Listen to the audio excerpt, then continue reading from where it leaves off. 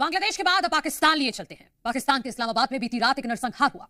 पाकिस्तानी सेना और पुलिस ने मिलकर इमरान समर्थकों पर धुआंधार फायरिंग कर दी। ऐसे कई वीडियो सबूत हैं जिसमें निहत्थे प्रदर्शनकारियों पर गोलियां चलाई जा रही हैं। कई लोग गोलियों का शिकार हुए और इस मौत के बाद पाकिस्तान में सिविल वॉर काफी करीब दिख रहा है।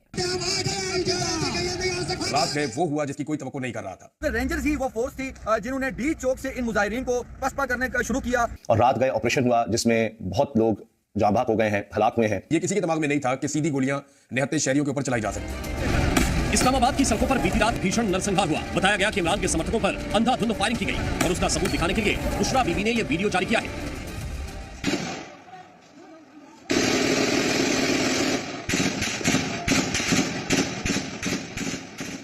दावा है कि पाकिस्तान के इतिहास में निहत्थे लोगों पर कभी ऐसी फायरिंग नहीं हुई। कल रात में पाकिस्तानी पुलिस और सेना ने ऑपरेशन लॉन्च किया जिसमें प्रदर्शनकारियों पर गोलियां चलाई गई।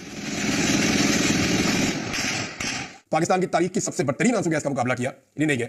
डंडों का मुकाबला किया, नहीं गए। रबड़ की गोलियों का मुकाबला किया, नहीं गए। गोलियां भी मारी गई बार बार, फिर भी नहीं गए।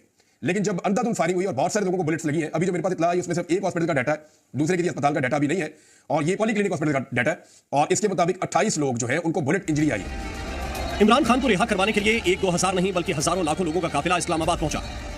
सबने जबरन इस्लामाबाद के सबसे पॉश इलाके डी चौक पर कब्जा कर लिया। यही वो इलाका है जहां पाकिस्तानी पीएम का घर, ऑफिस, सुप्रीम कोर्ट, राष्ट्रपति का ऑफिस और संसद जैसी वीवीआईपी लोकेशन है। और बीती रात यहां इमरान के समर्थकों ने कब्जा कर लिया। बुशरा बीबी को नहीं जानते, अमर को नहीं जानते, हम सिर्फ इमरान को जानते हैं। शहबाज सरकार ने दावा किया कि प्रदर्शनकारियों ने पुलिस पर भी गोलियां चलाई, जिसके बाद इस्लामाबाद में धारा 245 लागू कर दी गई, जिसमें प्रदर्शनकारियों को देखते ही गोली मारने का आदेश दिया गया था। इस ऑर्डर के बाद जैसे ही पाकिस्तान की सेना उतरी तो इमरान के समर्थक रातों रात गायब हो गए।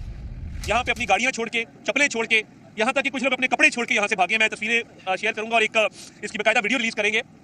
मोटरसाइकिलों पर जलाया हुआ है। रात में इस्लामाबाद में क्या हुआ उसकी गवाही ये तस्वीरें दे रही हैं। सेना और समर्थकों की झड़प के बाद इस्लामाबाद धुआं हो गया। सड़कों पर आग ही आग दिखने लगी। ऐसा लगा मानो शहबाज की सेना ने प्रदर्शनकारियों को हटाने की कोशिश में पूरा इस्लामाबाद जलाकर राख कर दिया।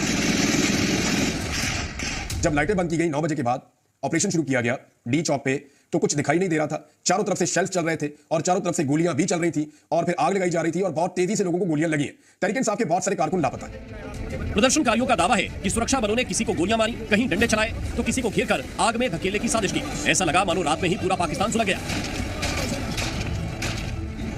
जो लोग गोलियों का शिकार होने से बच गए उन्हें पाकिस्तानी पुलिस और सेना की गाड़ियों ने टायरों तले कुचल दिया।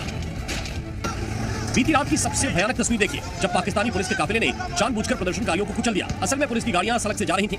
यहीं सड़क किनारे आंदोलन करने वालों ने आती जाती गाड़ियों पर हमला किया। इसके बाद एक गाड़ी ने सड़क किनारे लगी आग को रौंद दिया तो दूसरी ने पास खड़े कई प्रदर्शनकारियों को उड़ा दिया।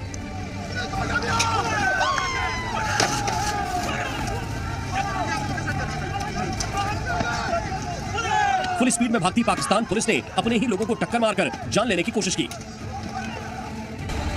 इसके बाद जब सुबह हुई तो पूरा इस्लामाबाद प्रदर्शनकारियों से लगभग खाली मिला। हालांकि रात भर में ये कैसे हुआ, पाकिस्तानी सेना ने कितने लोगों को गोली मारी, इसके बारे में तो कोई खबर नहीं मिली। लेकिन वहां जो सामान बचा मिला वो रात के टॉर्चर की गवाही दे रहा था। रात से सुबह हो गई लेकिन पुलिस के अत्याचार में कोई कमी नहीं आई। इस्लामाबाद में एक प्रदर्शनकारी 3 मंजिला ऊंचे कंटेनर पर नमाज पढ़ रहा था। तभी पाकिस्तानी रेंजर्स भागते हुए उसकी तरफ आए। पहले रेंजर्स ने उसे कुछ नहीं किया पर एक ने उसे कंटेनर से धक्का देकर नीचे फेंक दिया। प्रदर्शनकारी ने कंटेनर का किनारा पकड़कर बचने की कोशिश की पर कुछ ही सेकंड में उसका हाथ छूट गया और वो नीचे गिर गया। कल शाम से लेकर देर रात तक सेना और इमरान समर्थकों में सीधी झड़प के बाद कई लोगों को गोली लगने और 100 से ज्यादा घायल होने की आशंका है। सेना और पुलिस ने पीटीआई के 500 से ज्यादा कार्यकर्ताओं को इस बीच गिरफ्तार किया है। रात का फायदा उठाकर पाकिस्तानी सेना ने इमरान पर बड़ी स्ट्राइक की और रातों रात हुए नरसंहार से प्रदर्शनकारियों के पैर उखड़ गए। Bureau report.